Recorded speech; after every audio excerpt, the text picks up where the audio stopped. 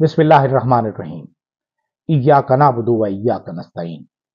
Rabbi इश्रह ली सदरी व यस्सिर ली अमरी वहलुल उक़दतम मिन लिसानी यफ़क़हू क़ौली। सदक़ल्लाहुल अज़ीम। अस्सलाम वालेकुम।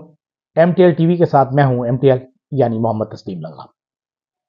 आज भी हम गुफ्तगू जो करेंगे उसमें बुनियादी और अहम तरीन नुक्ता तो हमारा मौजू जो है वो ज़ाहिर है इलेक्शन और उसके बाद होने वाले जो डेवलपमेंट्स हैं और जो मसाइल हैं उन पर होगा। और साथ साथ हम पाकिस्तान के मसाइल के हवाले से जब हम गुफ्तगू कर रहे हैं तो गुज़श्ता रोज़ हमने कालाबाग डैम के हवाले से गुफ्तगू की थी, तो अब चाहेंगे कि आज भी हम उस पर थोड़ी सी गुफ्तगू करें। और पाकिस्तान के में नए सूबों के हवाले से हम ये भी चाहूँगा कि हम पाकिस्तान में नए सूबों की ज़रूरत पर भी गुफ्तगू का आगाज़ करें। अब जो आज हमारी गुफ्तगू है उसमें जो मौज़ूआत हैं, मेन मौज़ूआत, उसमें एक तो Lahore high court bar association के इंतखाबात आज हुए हैं, इस्लामाबाद हाई कोर्ट के भी हुए हैं और Lahore high court bar association के भी हुए हैं। और Lahore high court bar association के इंतखाबात में पाकिस्तान तहरीक इंसाफ और जमात इस्लामी की हिमायत याफ्ता जो वकला हैं वो उन्होंने क्लीन स्वीप किया है उस पूरे पैनल ने, और बाकी जो थे ग्रुप जो था वो हार गया है, जो उनका मुखालिफ ग्रुप था पाकिस्तान मुस्लिम लीग और पाकिस्तान पीपल्स पार्टी वगैरह का। उसके बाद हम गुफ्तगू करेंगे कि जी आज पंजाब असम्बली में स्पीकर और डिप्टी स्पीकर का इंतखाब हुआ, जिसमें दोनों पाकिस्तान मुस्लिम लीग नून के उम्मीदवारान कामयाब हो गए और मलिक अहमद खान और मलिक ज़हीर इकबाल चन्नर ये दोनों स्पीकर और डिप्टी स्पीकर मुंतखब हुए। और इसमें ज़ाहिर है मुकाबला तो उस वक्त तक मुकम्मल नहीं हो सकता जब तक ऐवान मुकम्मल ना हो, और एक तरफ धांधली का भी शोर चल रहा है, छुपे हुए हैं उम्मीदवारान जो हैं वो अभी तक, जो मलिक असलम इकबाल हैं जो पाकिस्तान तहरीक इंसाफ या सुन्नी इत्तेहाद कौंसिल के वजारत आला के उम्मीदवार हैं, वो अभी तक रूपोश हैं, उनके खिलाफ पुलिस लगी हुई है, गिरफ्तारियों के चक्कर में है, बहरहाल तो वो भी है। फिर आज सिंध असम्बली का पहला इजलास हुआ जिसमें हलफ बर्दारी हुई, लेकिन एक तरफ हलफ बर्दारी हो रही थी और बाहर जो था वो एक हंगामा था, एहतजाज था, जिसमें पाकिस्तान तहरीक इंसाफ, जमात इस्लामी, जीडीए, जमीयत उलमा इस्लाम, एक हंगामा था, मारामारी थी। जो सिंध असम्बली के का इलाका है दाएं बाएं, वो पूरा जो था वो एक जेल का मंजर पेश कर रहा था, जिसकी वजह से शहरियों को बड़ी शदीद तकलीफ हुई, परेशानी हुई। ज़ाहिर है वो शहर के वस्त में है, डिस्ट्रिक्ट सेंटर जो साउथ है वो शहर का मरकज़ है और तमाम कारोबारी मराकज़ भी उसी तरफ है, आने जाने के लिए वही रास्ते इस्तेमाल होते हैं। और जुलूस जो थे वो आ रहे थे, उन्हें मुख्तलिफ जगहों पर रोका गया। ठट्ठा से आने वाले जुलूस को ससी टूल प्लाजा पर जो बिन कासिम पे है पाकिस्तान स्टील मिल से आगे, वहाँ रोका गया। दूसरा जो था जो हाईवे से आ रहा था, मोटरवे से आ रहा था, उसे मोटरवे पर टोल प्लाजा पे रोका गया। बहरहाल और फिर नर्सरी पर धरना और मुख्तलिफ जगहों पे धरने हुए, प्रेस क्लब पे उन्होंने जाना था एहतजाज के लिए, नहीं जाने दिया गया। ये बहरहाल एक चीज़ थी जो चलती चली आई। दूसरी तरफ ये जो इंतखाब पंजाब में हुआ है, पंजाब में इंतखाब के बाद एक चीज़ अब सामने आ रही है आहिस्ता आहिस्ता। हमारे एक दोस्त हैं, बहुत सीनियर दोस्त हैं, शब्बीर सिद्दीकी, उन्होंने फ़ोन किया और उन्होंने ये मुझे याद दिलाया कि जो पंजाब है, पंजाब जो है वो ज़ाहिर है जब आज़ादी से पहले बल्कि अंग्रेज़ों से भी पहले मुख्तलिफ ख़ानदानों के ज़ेर नगी रहा और मुख्तलिफ ख़ानदान उस पर हुकूमत करते रहे, राज करते रहे। अब जो राज कायम हुआ है 1985 के बाद से, वो शरीफ ख़ानदान का राज है। वो चंद एक अरसे के लिए कोई दूसरा, जैसे मुगल आए, फिर किसी और ने हमला किया, फिर दूसरे आ गए, तीसरे आ गए, खानदान मुख्तलिफ बदलते रहे, फिर एक लंबा दौर आ गया। इसी तरह अगर हम देखें तो पंजाब में ये रिवायत आज भी मौजूद है। और शरीफ खानदान जो 1985 में शुरू हुआ था हुकूमत करना, दरमियान में कोई 11, 12, 13 साल अगर देख लें, 40-42 साल की उसमें वक्फे में, तो बाकी पूरा अरसा इस खानदान की हुकूमत रही। और अब जो है मजीद 5 साल के लिए इस खानदान को हुकूमत दी जा रही है। और अब जो है एक बिल्कुल नया चेहरा, एक लिहाज से ना तजर्बाकार चेहरा, एक जिद्दी और हट धर्म मिजाज का जो जिनका एक वो है अंदाज है, और उनके मुतालिक कहा भी जाता है कि बस जो कुछ वो कहें तो उस पर अमल होना चाहिए, वो अब वजीर आला बनने जा रही हैं मियां मोहम्मद नवाज शरीफ ना सही, उनकी बेटी सही। तो अब ये जो राज है वो हुकूमत में, अब हमारे मुल्क में ये शरीफ राज कहलाएगा। इस शरीफ राज में क्या होता है आगे चलकर पता नहीं, लेकिन जो हम समझते हैं, जो मेरी जाती राय भी है, और जो कुछ हम देखते हैं, सुनते हैं, पढ़ते हैं, जो हमारे नॉलेज में चीजें आती हैं, इल्म में आती हैं, उसमें यही है कि वो एक जिद और गुस्से की खातून, गुस्से से भरी खातून जो है, वो इस सूबे को दुरुस्त तरीके से चला नहीं पाएंगी और कभी भी नहीं चला पाएंगी। इसलिए अब ये उनका जो दौरानिया है, उनका दौरे हुकूमत है या दौरे खिलाफत, तो खैर हम नहीं कह सकते, दौरे हुकूमत ही कह सकते हैं, वो कितना तवील और मुख्तसर रहता है, ये तो उनके अपने रवैये पर मुनहसर होगा। लेकिन जो कल उन्होंने जिस तरह उनके हामियों ने नारे लगाए असेंबली में, हालांकि जब वो जीत गए हैं या जितवा दिए गए हैं, जिस तरह भी सिलेक्शन हो गया है या डकैती होकर करके उन्हें बिठा दिया गया है कुर्सी पर, तो उन्हें थोड़ा सा ये सोचना था कि अब थोड़ा सा बुर्दबारी, रवादारी और तहम्मुल और बर्दाश्त की बात करना शुरू कर दें हम। अगर अक्सरियत वाले ये करेंगे तो फिर अकलियत खुद ब खुद खामोश हो जाएगी, लेकिन नहीं, कल ही शुरू हो गए। और इससे जो है असेंबली का जो मिजाज है उसका अंदाजा हो रहा है कि इस असेंबली में होगा क्या।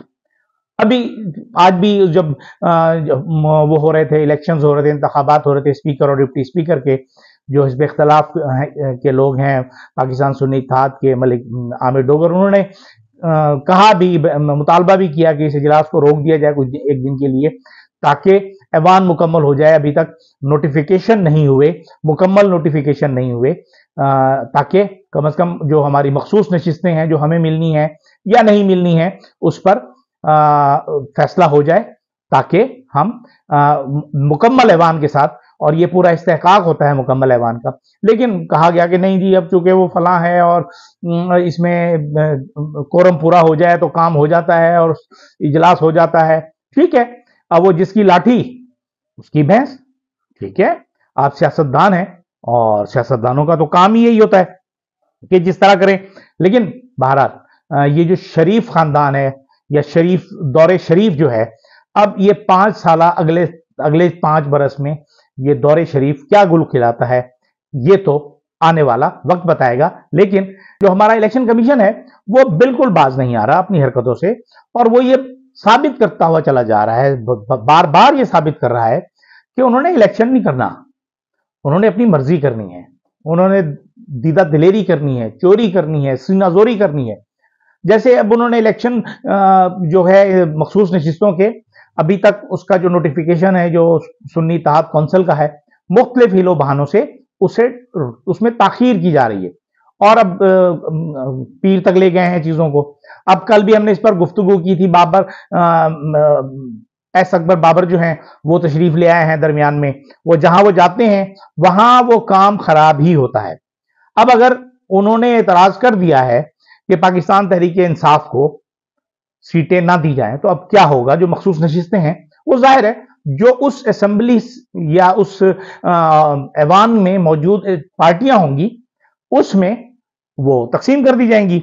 अब बाकी तो सब ठीक है, चलें जी, जो पाकिस्तान तहरीक इंसाफ के हिस्से की सीटें हैं, कौमी असेंबली की, पंजाब असेंबली की, सिंध असेंबली की, वो तकसीम कर दी जाएंगी। लेकिन जो सबसे ज्यादा दिलचस्प सूरत हाल पैदा होने वाली है, अगर ये फैसला उन्होंने पाकिस्तान तहरीक इंसाफ के खिलाफ किया, तो इससे पाकिस्तान का जो इलेक्शन कमीशन है वो पूरी तरह एक्सपोज हो जाएगा। ये मैं पहले ही बता रहा हूं, ये हो सकता है इस तरह ना भी हो, लेकिन मैं ये समझता हूं कि ये इसी तरफ ही होने जा रहा है। यानी कि जब हम केपीके की असेंबली में जाएंगे और अगर उन्होंने पाकिस्तान तहरीक इंसाफ का इस्तेहकाक या सुन्नी इत्तेहाद कौंसिल को पार्टी मानने से या उनकी जो दरखास्त है उसे रद्द किया, तो उसके बाद होगा क्या? उसके बाद होगा क्या कि जी JUI जो है उसे मिलेंगी खवातीन की 9 सीटें और एक उनको नशिस्त मिलेगी अकलियत, यानी 10 नशिस्तें। उन्होंने जीती हैं 7 नशिस्तें, उन्हें एक्स्ट्रा मिलेंगी 10 नशिस्तें। इसी तरह पाकिस्तान मुस्लिम लीग जिसने 5 नशिस्तें जीती हैं, उन्हें मिलेगी एक अकलियत की नशिस्त मिलेगी और 6 नशिस्तें उन्हें मिलेंगी खवातीन की, यानी उन्हें 7 नशिस्तें मिलेंगी। फिर पाकिस्तान पीपल्स पार्टी जिसके 4 मेंबरान इलेक्ट होके आए हैं, उन्हें 5 मेंबर मिलेंगे खवातीन के और 1 मिलेगा अकलियत का, उन्हें मिल जाएंगे 6। जमात इस्लामी जिनके 3 मेंबरान इलेक्ट होके आए हैं बराह रास्त बाहर से, उनके 3 उन्हें मिलेंगे खवातीन के और 1 मिलेगा उन्हें मखसूस नशिस्तों में मिलेगा अकलियत का, यानी उन्हें 4 नशिस्तें मिलेंगी। और पाकिस्तान तहरीक इंसाफ जो है, वो जो पार्लियामेंटेरियन है, उन्होंने 2 नशिस्तें जीती हैं तो उन्हें 2 नशिस्तें मिल जाएंगी, और एएनपी ने 1 नशिस्त जीती है तो खवातीन की 1 नशिस्त मिल जाएगी। ये है वो मेरा ख्याल है कि अगर पाकिस्तान का इलेक्शन कमीशन बायस्ड होकर फैसला कर देता है और वो फैसला होता है कि पाकिस्तान तहरीक इंसाफ या सुन्नी इत्तेहाद कौंसिल को सीटें नहीं देनी, तो ये सूरत हाल बनेगी। मतलब यह है कि जेयूआई 7 सीटें जीतकर 10 मखसूस नशिस्तों का उनके हिस्से में आ जाएंगी, मतलब उनकी 17 हो जाएंगी। इसी तरह नून 5 और 7 12 हो जाएंगी। पाकिस्तान पीपल्स पार्टी 4 और 6 10 हो जाएंगी। जमात इस्लामी 3 और 4 7 हो जाएंगी। पाकिस्तान तहरीक इंसाफ पार्लियामेंटेरियन 2 के बाद 2 के साथ 2 मिलेंगी उन्हें, और एएनपी को 1 के साथ 1 मिलेगी। अब ये मजाक होता है या नहीं होता, बहरहाल ये एक मेरी कैलकुलेशन है, मेरी सिक्स सेंस कह रही है, जो मेरा हिसाब किताब है वो कह रहा है कि ऐसा होगा। जो अभी तक के जो हमें अवामिल नजर आ रहे हैं, जो नजरियात नजर आ रहे हैं, जो तरीकाकार नजर आ रहा है, उसमें ऐसा ही होगा। दूसरी तरफ हम देखते हैं दुनिया भर में पाकिस्तान के लिए जो जग हसाई हुई है वो भी मुसलसल जारी है, वो नहीं रुकी। हम एक तरफ लड़ाइयां लड़ रहे हैं, एक तरफ एक पार्टी को बर्बाद करने पर तुले हुए हैं, उसे तबाह करने के लिए तुले हुए हैं, और दूसरी तरफ लोगों को सरों पर बिठा रहे हैं और घरों से बुला बुला के ला रहे हैं। मतलब यह है कि अब पाकिस्तान की जो कौमी असम्बली है उसमें कायदे ऐवान कौन बनेगा, यकीनन ये बात तय तो हो गई है, तय करवा दी गई है। एक ऐसी शादी करवा दी गई है जिसमें न लड़का राजी था, न लड़की राजी थी, न लड़की के मां बाप राजी थे, न लड़के के मां बाप राजी थे, फिर भी जबरदस्ती शादी करवा दी गई। अब ये शादी कब तक चलती है पता नहीं। अब होगा ऐसे कि लड़का कहेगा ठीक है जी शादी हो गई है, मैं अपना काम कर रहा हूं, तुम अपना काम करो, वो अपने घर रहेगा, वो अपने घर रहेगा। लेकिन इसमें पाकिस्तान पीपल्स पार्टी ने जो आईनी ओहदे मांगे हैं वो बहुत अहम है, और खुसूसन सदर पाकिस्तान का ओहदा जो आसिफ अली जरदारी साहब के लिए है, अगर वो उसमें जीत गए, हालांकि मैंने अपने पहले प्रोग्राम में एक मरतबा मैं कह चुका हूं कि उसमें आसिफ जरदारी साहब के सदारती इलेक्शन में जीतने के लिए जो जुमला इस्तेमाल किया था मियां मोहम्मद नवाज शरीफ ने, वो कहा था हम कोशिश करेंगे। मतलब यह है कि उन्हें यकीन नहीं है कि सदर पाकिस्तान जनाब आसिफ अली जरदारी होंगे। लेकिन भारत चीजें हैं जो चल रही हैं और चलती जाएंगी। ये सियासतदान है, सियासतदान तो अपनी मर्जी करते हैं, जो उनकी मर्जी आती है। मतलब एक शायर ने क्या खूब कहा है कि जिधर से गुजरो धुआं बिछा दो, जहां भी पहुंचो धमाल कर दो, तुम्हें सियासत ने हक दिया है, हरी जमीनों को लाल कर दो, अपील भी तुम, दलील भी तुम, गवाह भी तुम, वकील भी तुम, जिसे भी चाहो हराम कह दो, जिसे भी चाहो हलाल कर दो। ये राहत इंदौरवी एक भारत की एक मारूफ शायर है, उनका एक कलाम हमारे पास कहीं से मिला था मेरे पास, तो मैंने कहा चलिए आपको सुनवा देते हैं, इसको शामिल कर देते हैं प्रोग्राम में। अच्छा, अब हमने कल गुज़श्ता रोज हमने बात की थी कालाबाग डैम के हवाले से। पाकिस्तान के मसाइल में बहुत से मसाइल ऐसे हैं जिसमें बहुत इनकी अहमियत है, जिन्हें फोकस करना ज्यादा जरूरी है। बिजली और पानी का मसला जो है वो हमारा इंतहाई गंभीर है। बिजली की तो सूरत हाल हमें सबको पता है, और मियां मोहम्मद नवाज शरीफ ने तो पाकिस्तान में अंधेरे खत्म किए थे, लेकिन उन अंधेरों की जो कीमतें हम पाकिस्तानी कौम दे रही है, 25 रुपए और 30 रुपए और 40 रुपए यूनिट तक, उस पर तो अल्लाह की पनाह। और ये लोग किस तरह करते रहे हैं काम और किस तरह चलते रहे हैं, बहरहाल अल्लाह इनसे पूछेगा। मर के तो इन्होंने हिसाब देना ही है जितना इन्होंने पाकिस्तान को लूटा है और अब फिर कर्जे लेने के चक्कर में है। लेकिन बहरहाल अगर हम ये देखें कि कालाबाग डैम जिसकी मुखालफत सबसे ज्यादा केपीके और सिंध ने की, सिंध वाले कहते हैं कि जी हमारा डेल्टा सूख जाएगा और हमारा समंदर हमारी जमीनों को खा जाएगा। अब पता नहीं, शायद मुझे जो जहां तक याद है, अगर मुझे सही तरीके से याद है, तो ये जो बिलावल हाउस है ना, बिलावल हाउस कराची वाला, ये आज से 35-40 साल 50 साल पहले ये पानी हुआ करता था, यहां समंदर हुआ करता था। बिलावल हाउस जो है वो जिस जगह आज मौजूद है, उसके दाएं बाएं कुछ सरकारी दफातर भी मौजूद हैं, और इसे तकरीबन को 200-250 मीटर आगे जाकर एक दीवार है, दीवार से भी अगर अंदर जाते हैं तो समंदर जो तकरीबन 500 मीटर दूर समंदर है, वहां तक उसकी लहरें होती हैं।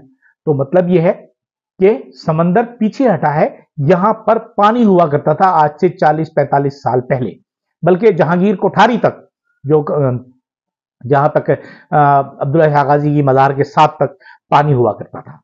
तो यहां समंदर पीछे हट रहा है, वहां समंदर आगे बढ़ रहा है। अब समझ में नहीं आता कि क्या है। बहरहाल डेल्टा में पानी होना चाहिए, ये एक जरूरत है, लेकिन अगर आप कंट्रोल करके पानी देंगे तो आपका 12 महीने वहां पानी मौजूद रहेगा।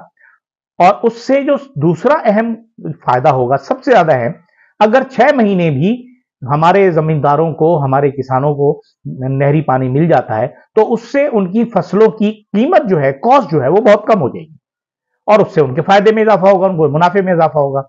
और कालाबाग डैम से अगर आप जाते हैं पटफीडर कैनाल पर, तो पटफीडर कैनाल से बलूचिस्तान को वाफिर पानी मिलेगा, बहुत ज्यादा पानी मिलेगा, और उसकी जो कैपेसिटी है डबल हो जाएगी, उसकी जो सैराब होने की, चूंकि पानी डबल हो जाएगा तो जमीनें भी ज्यादा सैराब होंगी, और उससे उसकी बलूचिस्तान में होने वाली फसलों की जो है वो मिकदार भी बढ़ेगी, और लोगों की जो जिंदगी के हालात है वो भी बेहतर होंगे, उनकी हालात जिंदगी बेहतर होंगे।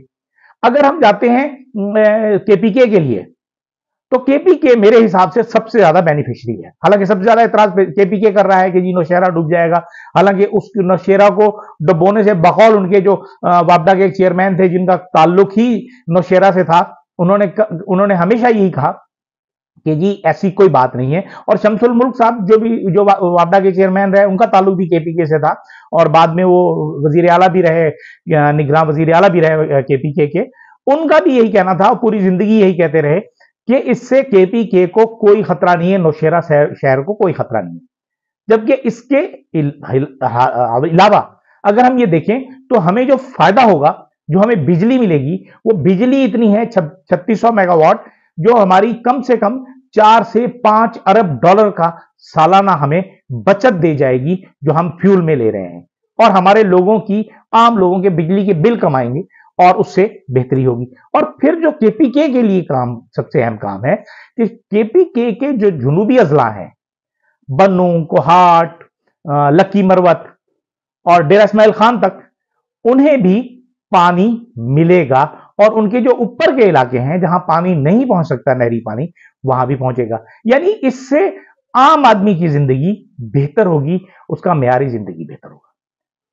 हमारी बातें पाकिस्तान के लिए हैं, पाकिस्तानी कौम के लिए हैं, पाकिस्तानी अवाम के लिए हैं, लेकिन इन सब के लिए हमें सियासी इस्तेहकाम की जरूरत है, और सियासी इस्तेहकाम का एक मौका हम लोगों ने गंवा दिया, हमारे इदारों ने उसे बर्बाद कर दिया।